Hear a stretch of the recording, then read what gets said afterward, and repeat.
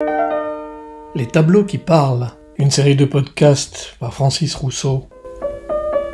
Georg Panch, 1500-1550. Portrait d'un jeune homme assis, 1540. Musée des Offices, Florence. Alors non, ce n'est pas un préservatif, justement, et même pas géant, c'est une braguetta. Tabarnak! Mais que pouvait-il bien mettre là-dedans? Oui, ça, c'est bien sûr.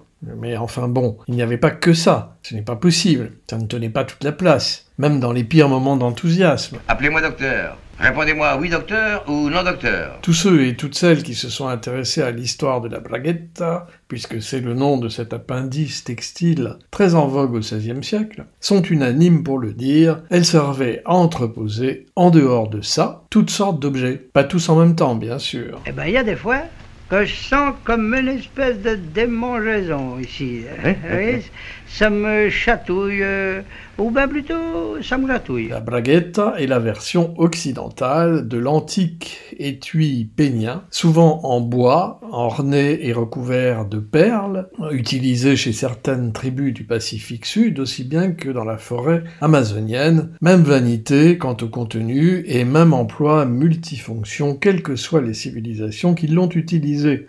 Adjugé 600, monsieur. Ainsi, comme déjà signalé dans le tout premier de nos podcasts, consultez le lien donné en complément, pouvait-on trouver dans les braguettes du début de la Renaissance des mots enrubannés que l'impétrant faisait jaillir d'un geste prompt et évocateur, des petits bijoux, sauf ceux de famille évidemment, des pièces d'or pour celles ou ceux qui avaient su se montrer suffisamment admiratifs, voire plus, si affinité. Attention, ne confondons pas. Est-ce que ça vous chatouille ou est-ce que ça vous gratouille? Ah, ça me chatouille. Ben, ça me gratouille bien un peu aussi. Oui. Quelques provisions de bouche, enfin je veux dire, entendons-nous bien, des dattes fourrées, des figues sèches, ou pourquoi pas des noisettes décortiquées, quelquefois aussi des pralines et des bonbons. Mais non, l'expression « tu me casses les bonbons » ne vient pas de là. Quoique... Vous pouvez toucher, ne craignez rien, ça vous restera pas dans la main. Touchez, voyez que ce n'est pas des primes, et ça ne vous coûte que 10 centimes.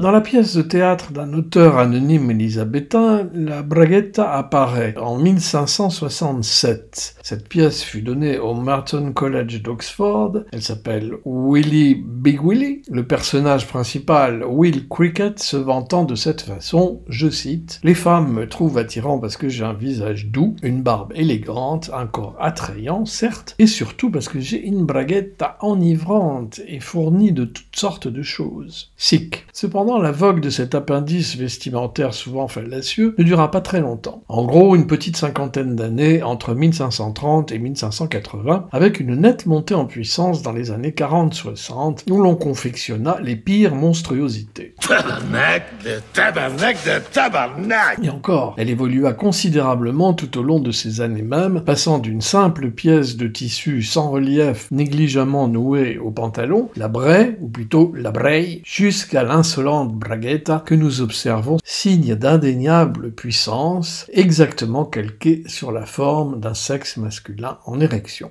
Je ne m'étendrai pas davantage sur moi-même. Beaucoup d'autres l'ont déjà fait. C'est le cas aussi, encore, dans le portrait de Pier Maria Rossi par Parmigianino, voir le lien donné en complément. Quelquefois, on voit un sexe carrément pris à pic, comme dans le Halbardier de Pontormo, qui eut d'ailleurs son pendant métallique, si on peut dire, puisque les braguettas blindées, en côte de maille ou en fer sculpté, ont été fabriquées spécialement pour des champs de bataille, de façon à s'assortir aux armures et à protéger aussi ça de la fureur ennemie.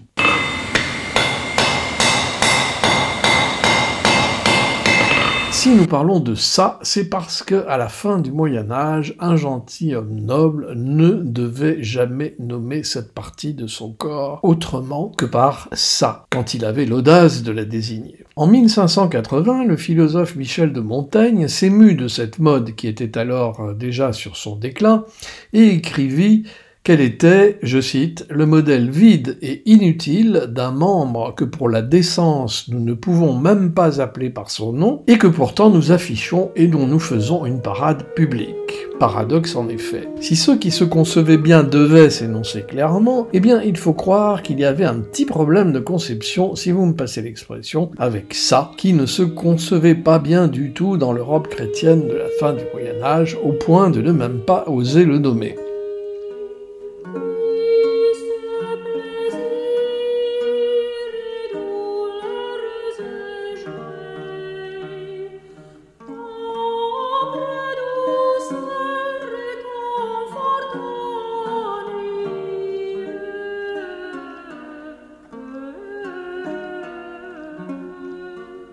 Le phénomène de la braguetta toucha ainsi tous les pays, où l'on vit tous les formats et toutes les exagérations. Seule l'Espagne s'abstint de ces garnitures improbables, comme le montre le très célèbre portrait de Charles Quint par Titien en 1550, où l'empereur en armure pose avec sa main gantée de fer, cachant l'endroit de la braguetta telle une vierge effarouchée. Puis la mode de la braguetta passa en moins de 2 décennies et soudainement, du cabas à provision qu'elle était dans les années 1940-60, où a été peint ce tableau, à la cosse, évoquant la cosse de petits pois, légumes symboliques entre tous, cosse renfermant les petites graines qu'elle devra libérer en temps utile, etc., etc.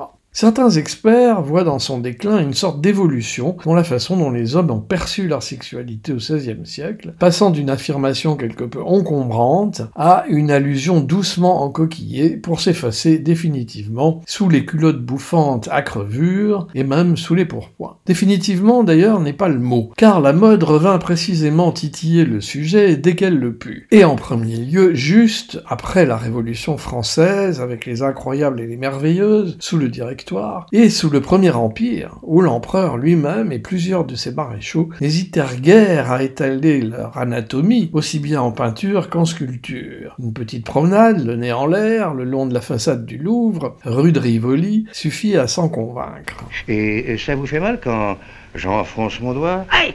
Ah oui, on dirait que ça me fait mal. Dans les années 1970, soit près de 500 ans après la vogue de la braguetta, à la faveur de la mode des jeans moulants, la forme réapparut à nouveau avec l'appellation très charpentée de poutrape. Comprenez poutre apparente, nom qui parle de lui-même. Aujourd'hui, époque sombre, disons-le, tout se confond, se désavoue, se renie. Mais attention à ce que l'avenir nous réserve. Genré ou pas, il pourrait de nouveau y avoir des surprises. Vous êtes marié? Oui, docteur. Oui, sagesse totale de ce côté-là. Et des grosses.